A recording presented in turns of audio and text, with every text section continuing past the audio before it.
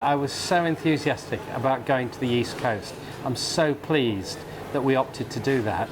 And partly that was because I've been to lots of other places in Malaysia, but I'd never been to the East Coast. One of the main things is actually the missionary ethos, which is just so different. That we were evangelised 1500 years ago, and all the layers sort of since then, and what we've done with it, and it's not always been very good. And here, you know, they've become Christians much more recently, and there's still the missionary spirit. I think one of the most interesting things for me is the idea talking to Christians here in an Islamic country and relating that to Christians back in the UK, living in a secular society. I think the Christians here feel very much pressurised by the state, and I think to a certain extent Christians do back in the UK. We feel as though we can't express our Christianity as openly as we would like.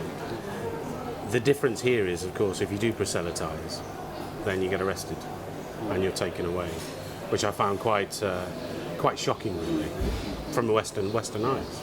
The Christian communities there were so pleased that we'd come, and we focused on encouraging them, making sure that we were encouraging to them, as it were, not so much bringing the good news, but bringing news of and links with Christian communities elsewhere in Malaysia, Southeast Asia, and all the way from Lichfield.